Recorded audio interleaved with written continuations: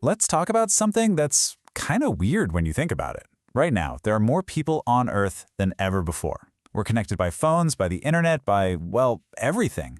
And yet somehow, we're also the loneliest generation. So how on earth did we get here? And more importantly, how big of a deal is this, really? Well, if you think this is just about feeling sad, think again.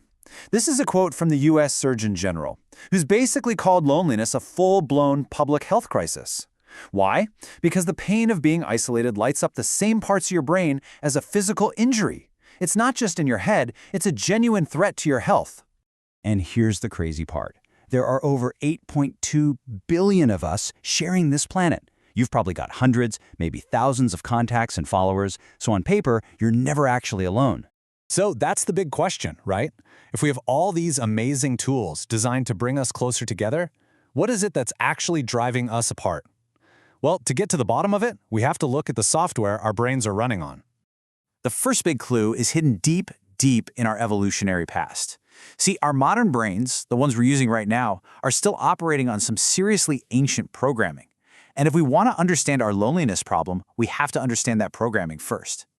For pretty much all of human history, survival came down to one simple rule, what's called in Hindi, Jund Mein Rehna, which basically means living in a pack, in a group. Our brains evolved with this one core directive: connection equals safety. If you were with your tribe, you were protected, you could find food. If you were alone, you were in danger. That rule is hardwired into us. But then, not that long ago, in the grand scheme of things, a huge societal shift started to happen. And it went completely against that ancient programming.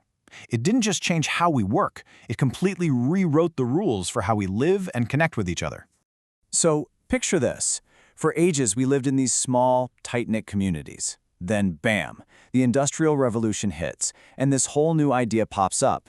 You leave your home, your family, everyone you know, to go work somewhere else. Today, that's just normal. We move for college, we move for a job, and a lot of the time we do it completely on our own. And what's the result of all that? You can live in a city packed with millions of people, work in an office with hundreds, and still feel like there isn't a single person you can really truly be yourself with. We're standing in a crowd, but we feel totally alone. Okay, so that brings us to today. Because the problem now isn't just that we feel lonely. The real issue is what we do when that feeling hits. Our go-to solution has actually become a trap. I mean, just look at the difference. 500 years ago, if you felt lonely, what did you do? You went and found your people. You had a real conversation, face to face.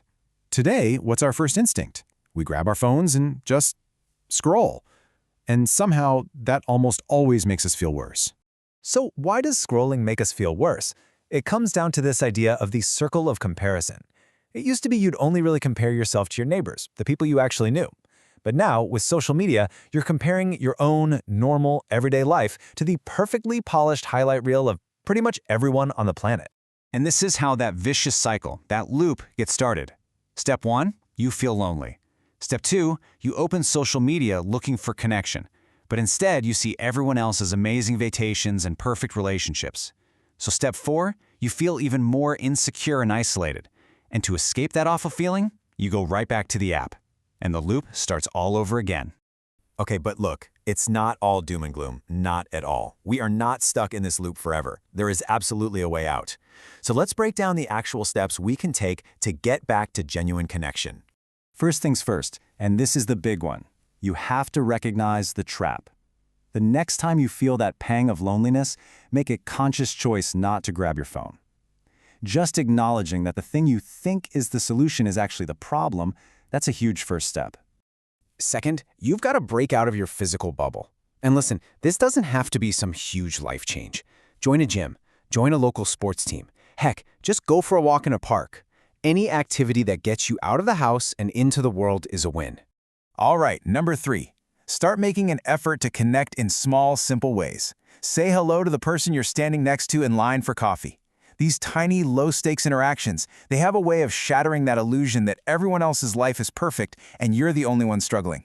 Number 4 is all about being real. Drop the mask. We all walk around pretending everything's great, but real, deep connection isn't built on perfection. It's built on authenticity. Letting yourself be vulnerable with someone you trust. That's where real friendship starts. 5th, Start connecting with yourself.